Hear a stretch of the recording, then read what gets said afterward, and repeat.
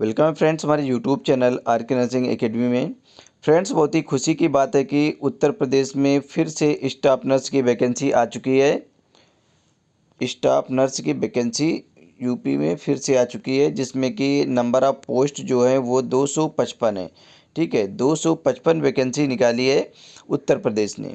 ठीक है, उत्तर प्रदेश में और कहाँ से निकली है तो ये राजकीय आयुर्विज्ञान संस्थान जो government institute of medical science, ठीक है, GIMS, इन्होंने 255 पोस्टों पर भर्ती कराने के लिए विज्ञापन दिया है। ठीक है, स्टाफ नर्स की वैकेंसी है। ये देखिए, यहाँ पे आप देख भी सकते हैं कि staff nurse recruitment for GIMS greater Noida. ठीक है, ग्रेटर नोएडा से उन्होंने वैकेंसी निकाली है, जो आपका ये सेंटर है government institute of medical science. अब आप यहाँ पे जानकारी भी जुटा सकते हैं। इनका टेलीफ़ोन नंबर दिया गया है, मोबाइल नंबर भी दिया गया है, इनकी वेबसाइट है, आप वेबसाइट पे जाकर भी जानकारी ले सकते हैं। इनको मेल करके भी आप जानकारी जुटा सकते हैं। जो भी जानकारी आप लेना चाहते हैं, इनसे जानकारी कलेक्ट कर सकते हैं। और यहाँ पे आपका देखिए टेलीफ़ोन नंबर, ये मोबाइल नंबर भी दिया गया है, आप इस मोबाइल नंबर पे भी कॉल कर सकते हैं, यहाँ भी कॉल कर सकते हैं। ठीक है, इनसे आप जो भी जानकारी लेना चाहते हैं जानकारी ले सकते हैं। बट एक यहाँ पे दिक्कत आई है कि इन्होंने जो फ़ीस रखी है वो बहुत ज़्यादा फ़ीस रखी है। ठीक है, किसी गरीब व्यक्ति के लिए इतनी फ़ीस बहुत ज़्यादा होती है। ठीक है, जो 2300 रुपये इन्होंने फ़ीस रखी है, 2350 रुपये शायद इन्होंने रखे है, तो ये बहुत ज़्यादा है। और 1750 रुपये कुछ रखी है SC ST के लिए। तो ये आपकी जो फ़ीस है, इन्होंने बहुत ज़्यादा फ़ीस रखी है, इतनी फ़ीस नहीं रखनी चाहिए थी। चलिए, बट अब ये यूपी सरकार क्या करना चाहती है वो तो बात की बात है। चलिए हम आगे देख लेते हैं। यहाँ पे देखिए, कंप्यूटर बेस्ड टेस्ट होगा, जो होगा आपका वो CBDT टेस्ट होगा। CBDT मतलब कंप्यूटर बेस्ड टेस्ट। ठीक है, CBDT कंप्यूटर बेस्ड टेस्ट होगा। ऑनलाइन परीक्षा होगी आपकी। ठीक है, ये आपकी वेबसाइट दी गई है www.gims.ac.in। ठीक है, इस वेबसाइट पर आप जाकर देख सकते हैं। अब यहाँ पे हम आगे देखते हैं। ठीक है, इम्पोर्टेंट चीज़ें हम देखेंगे। ठीक है, तो आपको मैंने बता ही दिया कि आपका CBDT टेस्ट होगा, ये कंप्यूटर आधारित होगा, ऑनलाइन एग्जाम होगा। ठीक है, अब यहाँ पे हम देखते हैं महत्वपूर्ण नोट में क्या दिया गया है। यदि भर्ती प्रक्रिया किसी भी स्तर पर उम्मीदवार का उम्मीदवार द्वारा जो प्रदान किया गया जो मतलब जानकारी है वो अगर गलत पाई गई, जो जानकारी उम्मीदवार अगर देगा, अगर वो जानकारी गलत पाई गई तो उम्मीदवार की जो अभ्यर्थन है उसे निरस्त कर दिया जाएगा, सरसरी तौर पर उन्होंने कहा है। ठीक है, तो चलिए, ये तो एक बात की बात है। ये आप जो महत्वपूर्ण जो इम्पोर्टेंट सूचना होती है ये हर जगह होती है। ठीक है, तो ये पढ़ना उतना ज़रूरी नहीं होता, क्योंकि कोई भी कैंडिडेट है गलत जानकारी नहीं देता है। तो चलिए हम यहाँ पे आगे देखते हैं कि ये आखिर है क्या क्या इसमें। ठीक है, देखिए, बहुत ही ज़्यादा पहले खुशी की बात तो ये है यहाँ पे कि परीक्षा का जो पैटर्न होगा वो अंग्रेजी और हिंदी दोनों भाषाओं में होगा। ठीक है, जो एग्ज़ाम होगा आपका वो अंग्रेजी में भी होगा और हिंदी में भी होगा, बाईलिंगुअल होगा। ठीक है, दोनों भाषाओं में होगा, क्योंकि आप लोगों को बहुत ज़्यादा कन्फ्यूजन होता है कि सर एग्ज़ाम की जो लैंग्वेज होगी वो क्या होगी। तो ये देखिए, अंग्रेजी और हिंदी होगी। ठीक है, अब यहाँ पे पाठ्यक्रम, प्रश्न पत्र, पैटर्न, अंकन और योग्यता, ठीक है, निम्नलिखित यहाँ पे सब दिए गए हैं। अब यहाँ पे आप ये देख लें कि स्टाफ नर्स पद के लिए ऑनलाइन कंप्यूटर बेस्ड टेस्ट आयोजित किया जाएगा। कंप्यूटर बेस्ड टेस्ट CBDT अब यहाँ पे 2 घंटे की अवधि का होगा। समय कितना दिया जाएगा आपको? 2 घंटे दिया जाएगा। और अंक प्रश्न कितने आएंगे? ये 100 अंकों का होगा। ठीक है, इसमें 100 क्वेश्चन होंगे, 100 क्वेश्चन होंगे। आपका जो टाइमिंग है वो 2 घंटे होगी। सभी प्रश्न कैसे होंगे? MCQ बेस होंगे, बहुविकल्पी प्रश्न होंगे। ठीक है, अब जो इस प्रकार हैं, ये सारी जो चीज़ें हैं वो 80%, ठीक है, जो 80% होगा वो आपका नर्सिंग से रिलेटेड होंगे। जो 80% जो पेपर आएगा वो आपका नर्सिंग से रिलेटेड होगा, जैसे कि अभी तक आते रहे हैं, आप लोग देखते भी हैं। ठीक है, और 20% जो आपका अदर देन नर्सिंग है उससे आएंगे। मतलब उसमें 10 क्वेश्चन तो आपके इस जो ये 20% है, इसमें भी 10 क्वेश्चन आपके किसके रहेंगे? कोविड से रिलेटेड, मतलब कोरोना से रिलेटेड रहेंगे, कोविड-19 से होंगे। ठीक है, तो आपको कोविड-19 भी तैयार करना है। 10 क्वेश्चन 100%, क्योंकि उन्होंने कह दिया है, बोल दिया है कि इससे 10%, मतलब 10 क्वेश्चन रहेंगे किससे? कोरोना से रिलेटेड रहेंगे। ठीक है, सिलेबस के अनुसार। ठीक है, अब यहाँ पे देख लिए, सबसे अच्छी खुशी की बात एक और है कि यहाँ पे नेगेटिव मार्किंग नहीं है, कोई नकारात्मक अंकन नहीं होगा। सबसे अच्छी बात है, इन्होंने कोई नकारात्मक अंकन नहीं होगा। और परीक्षा की जो भाषा है वो अंग्रेजी हिंदी दोनों होगी। देखिए ये दोनों चीज़ें आपके लिए बहुत ही ज़्यादा फ़ायदेमंद साबित होंगी। नकारात्मक अंकन नहीं है। परीक्षा की जो भाषा है वो अंग्रेजी और हिंदी दोनों माध्यम में कराई जाएगी। ठीक है, तो चलिए अब आगे देखते हैं आगे देखते हैं कि क्या क्या है। ठीक है, अब यहाँ पे देख लें जल्दी जल्दी थोड़ा। सामान्यीकरण के लिए मानक का नियम का पालन किया जाएगा। यहाँ पे टाई का समझ, जैसे कि ऐसे मामलों में जहाँ एक से अधिक उम्मीदवार समान अंक प्राप्त करते हैं, ये देखिए यहाँ पे अच्छे से देख ले कि मतलब एक से अधिक उम्मीदवार समान अंक प्राप्त करते हैं, तो टाई का समाधान इस प्रकार किया जाएगा। सबसे पहले जन्म तिथि का उपयोग करके अधिक उम्र वाले उम्मीदवार को ऊपर रखा जाएगा। देखिए जिसकी मतलब अगर आप एक समान अंक प्राप्त करते हैं, मान के चलिए कि आपका 100 नंबर का क्वेश्चन होगा। ठीक है, 100 नंबर का क्वेश्चन होगा। 100 में अगर मान के चलिए 85 क्वेश्चन में, ठीक है, 85 अंक, यदि 4 लोगों के 85 अंक आए, 4 लोगों के 85 अंक आए और 4 लोगों में जिसकी उम्र ज़्यादा हो रही होगी, ठीक है, जिसकी उम्र ज़्यादा मतलब वो रिटायरमेंट के करीब होगा, तो सबसे पहले ये कह रहे हैं कि हम उसको प्राथमिकता देंगे। ठीक है, जिसकी उम्र ज़्यादा होगी सबसे पहले हम उसको प्राथमिकता देंगे। यदि मतलब समान अंक आए और उम्र ज़्यादा उम्र वाला वहाँ पे होगा, ये इन्होंने कहा है। ठीक है, अब यहाँ पे देख लें, यदि जन्म तिथि समान नहीं होती है तो इसे गलत उत्तरों की संख्या से हल किया जाएगा। कम गलत उत्तरों की संख्या वाले उम्मीदवार को रखा जाएगा। अब यहाँ पे देखिए एक बहुत अच्छी बात इन्होंने कही है कि यदि मतलब जन्म तिथि समान नहीं होती है तो जिनके उत्तर कम गलत होंगे सबसे पहले हम प्राथमिकता उनको देंगे। देखिए यहाँ पे बहुत ही अच्छी आपको मैनेज करके चलना है कि आपको गलत आंसर बहुत कम देना है, रेयर केस में गलत करना है, तुक्का नहीं लगाना। हालांकि आप लगा भी देंगे तुक्का तो कोई बात नहीं, क्योंकि निगेटिव मार्किंग नहीं है। ठीक है, निगेटिव अंकन कराया ही नहीं गया है। ठीक है, इस वजह से आप बेहिचक तुक्का लगाएं, लेकिन पहले आप जितने क्वेश्चन आपको आए वो क्वेश्चन करें अच्छे से, उसके बाद ही तुक्का लगाएं। ठीक है, तो यहाँ पे देखिए इन्होंने साफ साफ इन्होंने बोल दिया है कि यदि समान उम्र नहीं पाई जाती, जन्म तिथि है वो समान नहीं होगी। अब मतलब अंक तो समान पाए गए कि मैंने अभी बताया आपके कि अगर 75 अगर 3 लोगों के मान के चलिए आ गए, 75 3 लोगों के आए। ठीक है, अब 3 लोगों के जब 75 नंबर आ जाएंगे तो ये कह रहे हैं कि हम अगर जिसकी जन्म तिथि ज़्यादा होगी, जो रिटायरमेंट के करीब होगा, मतलब उसकी उम्र ख़त्म हो रही होगी, उसको हम प्राथमिकता दे देंगे। और यदि जन्म तिथि समान नहीं होती है तब फिर हम इस तरह अंकन मतलब उसे प्राथमिकता देंगे कि जिसके गलत आंसर कम होंगे। जैसे कि मान के चलिए 100 नंबर का पेपर है, 100 नंबर में 10 क्वेश्चन गलत होते हैं और किसी के मतलब कि 30 गलत होते हैं, 40 गलत होते हैं, तो वो चाहे भले ही नंबर अच्छे लेके आए लेकिन 30 और 40 वालों को बाहर कर दिया जाएगा और जिसके क्वेश्चन मतलब 10 क्वेश्चन ही गलत हुए होंगे 100 पे, उनको अंदर कर दिया जाएगा। ठीक है, ये इनका कहने का मतलब इसी तरह है कि ठीक है, तो आप गलती बहुत कम करेंगे वहाँ पे। क्वेश्चन ऐसा करें कि ज़्यादातर सबसे पहले जो क्वेश्चन आए वही आपको हल करना है। तो चलिए हम आगे बढ़ते हैं और इन्होंने क्या कहा है। आयोजित परीक्षा के मुख्य कोर विषयों में कुल अंक मुख्य विषयों के उच्च अंक मेरिट सूची में उच्च स्थान पर रखे जाएंगे। अब हम आगे देख लेते हैं। ठीक है, अब यहाँ पे हम देखते हैं ये क्या दिया गया सूचना। ठीक है, कहा गया ऑनलाइन आवेदन करने वाले अभ्यर्थियों के लिए आवश्यक सूचना।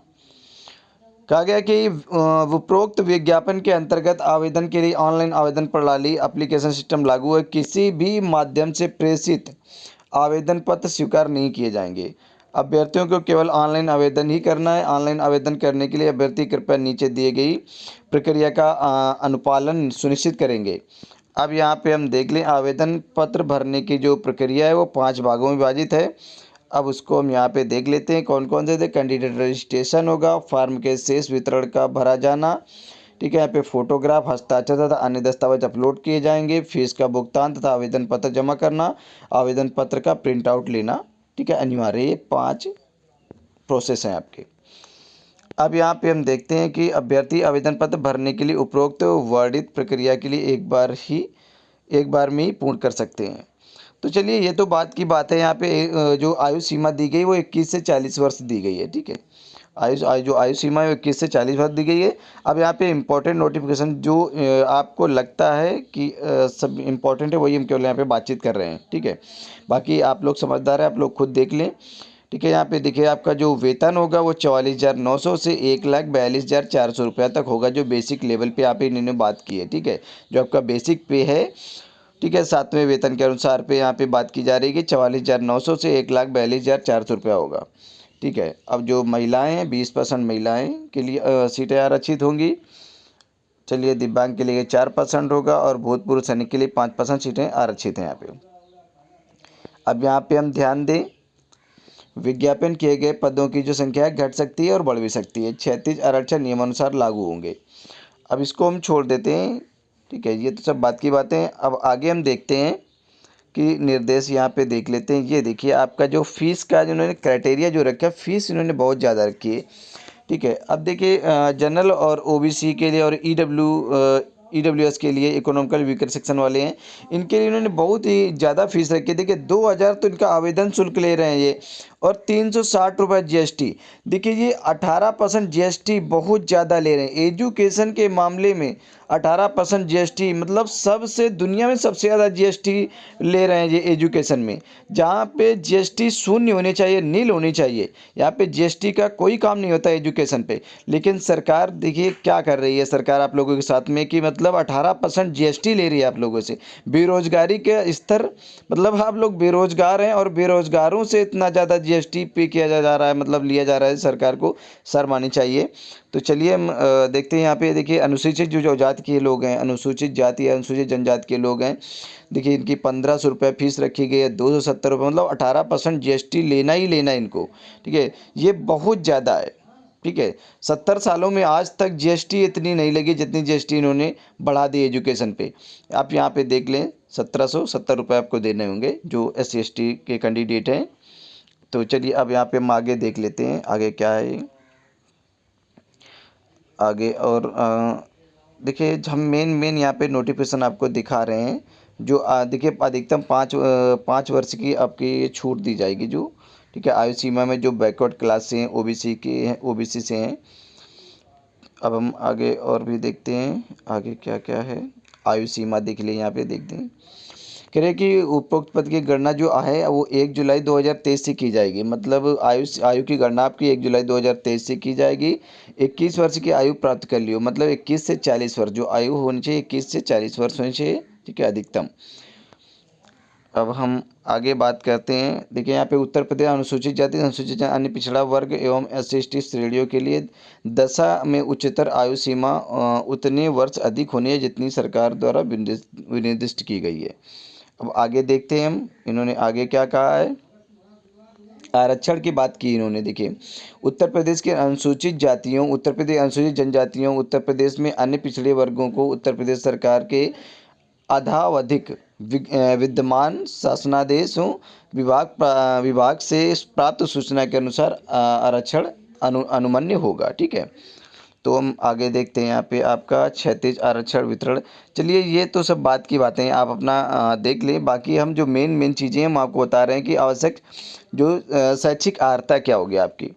आप पढ़ चुके हैं, शैक्षिक अर्हता क्या होगी, BSc नर्सिंग हो, ठीक है, BSc नर्सिंग या फिर 4 साल का आपको आपने जो कोर्स किया हो, या फिर पोस्ट BSc नर्सिंग हो आपके पास, ठीक है, तो वो अप्लाई कर सकते हैं। और GNM कैंडिडेट के लिए यहाँ पे क्या है कि GNM कैंडिडेट अप्लाई तो कर सकते हैं, बट उनके लिए 2 वर्ष का एक्सपीरियंस होना चाहिए, ठीक है, 2 वर्ष का एक्सपीरियंस होना चाहिए। और 50 बेड के हॉस्पिटल पे उन्होंने काम किया हो, ठीक है। ये 50 बेड के हॉस्पिटल पे जो काम किया हो, 2 साल का एक्सपीरियंस मांग रहे हैं यहाँ पे, ठीक है।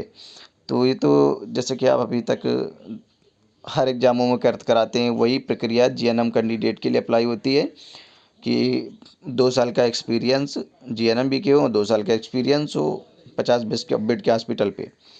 तो आगे हम देखते हैं यहाँ पे और भी क्या जानकारी है। तो देखिए अभी हम सेंटर की भी बात करेंगे कि सेंटर आपको कहाँ कहाँ मिलेंगे, ठीक है। जैसे आपके देखिए यहाँ पे आप देख भी चुके हैं कि 100 नंबर का पेपर होगा, 2 घंटे की टाइमिंग होगी। तो ये सारी बातें हम यहाँ पे छोड़ देते हैं, हम आगे बढ़ते हैं, ठीक है। ये सारी देखिए वो अभी तक आप हिंदी में देख रहे थे, अब यहाँ पे इंग्लिश में है। तो ये सारा डाटा हम आगे बढ़ाते हैं। और हम आपको दिखाते हैं कि आपको एग्ज़ाम सेंटर जो मिलेंगे। अब यहाँ पे देखिए, अभी हमने बताया जो आपके लिए जो क्वालिफ़िकेशन बताया है, देखिए बीएससी नर्सिंग है, 4 साल का कोई भी आप कोर्स किए हो, ठीक है। BSc nursing, post BSc nursing, 2 year course किया हो midwife and Indian council nursing से, ठीक है। अब यहाँ पे देखिए सबसे ज़्यादा दिक्कत इन्हीं को होती है, जीएनएम वाले कैंडिडेट को। इनको 2 ईयर्स का एक्सपीरियंस भी मांग लिया जाता है, ठीक है। 50 बेडेड के हॉस्पिटल में इन्होंने ड्यूटी की हो, ठीक है। State government midwife nurse, Indian council, Indian nursing council, ठीक है। बाकी सारा प्रोसेस वही है, बस इन्होंने 2 साल का एक्सपीरियंस देना होता है। तो आगे बढ़ते हैं कि आपको एग्ज़ाम सेंटर कहाँ पे अलाउड होंगे। ये तो फीस की बात रही, फीस भी आप देख चुके हैं, हम बता चुके हैं। अब देखिए यहाँ पे जो मिनिमम पासिंग है, ठीक है। यहाँ पे सबसे अच्छी बात तो ये भी आपको बहुत ही ज़्यादा ध्यान देने हैं। देखिए नो निगेटिव मार्किंग, सब मैंने बता दिया। लैंग्वेज जो होगी वो बोथ होगी, इंग्लिश और हिंदी होगी, ठीक है। जनरल और ईडब्ल्यूएस के लिए, जनरल और इकोनॉमिकल वीकर सेक्शन के लिए 40% आपको मार्क लाने ही लाने हैं, ठीक है। 100 में 40 नंबर आपको लाने हैं, तब आप क्या कहते हैं, इनका जो क्राइटेरिया है वो आप पास कर पाएंगे, ठीक है। इन्होंने जो मिनिमम क्वालिफाइंग मार्क रखे हैं, ये सिलेक्शन वाले मार्क नहीं है, ये मिनिमम क्वालिफाइंग मार्क है कि 100 में 40 नंबर लाएंगे तो आप इनका क्राइटेरिया पास करेंगे।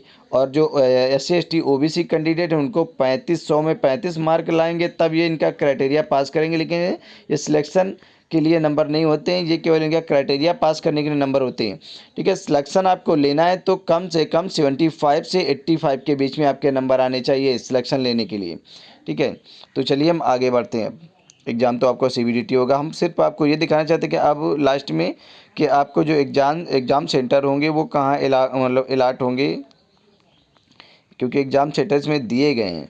तो ठीक है, आपको एग्ज़ाम सेंटर शायद भरने के लिए भी आपको दिए जाएँ कि एग्ज़ाम सेंटर आप फिल कर सकते हैं। शायद मन चाहिए एग्ज़ाम सेंटर आपको दिए जाएँ, इस वजह से मैं यहाँ पे आपको दिखा रहा हूँ कि एग्ज़ाम सेंटर ये दिए गए हैं आपको। एग्ज़ाम सेंटर देख लें पहले अच्छे से, ये रहे आपके एग्ज़ाम सेंटर, ठीक है। ये देखिए, the name of cities in which of the examination will be held on और फॉलोज।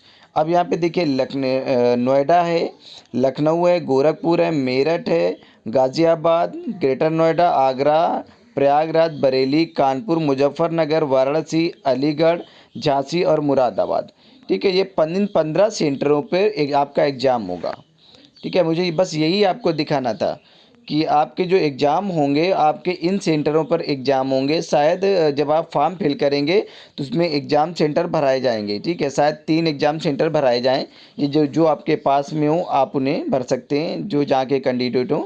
बहुत ही अच्छा काम इन्होंने किया है कि मतलब तो आपको एग्ज़ाम सेंटर भी दे दिया है, ठीक है। तो हो सकता है कि एग्ज़ाम सेंटर आपसे फिल कराएंगे, तो ज़्यादा है कि आपको अपना होम सेंटर फिल करना है, ठीक है। तो आपका जैसे जो कानपुर से हैं तो कानपुर से करेंगे, अरे जो बरेली वाले हैं बरेली के लिए अपना कर रहे हैं, लखनऊ वाले लखनऊ के लिए, ठीक है। तो आपके सबके ये 15 दिए गए, 15 सेंटर।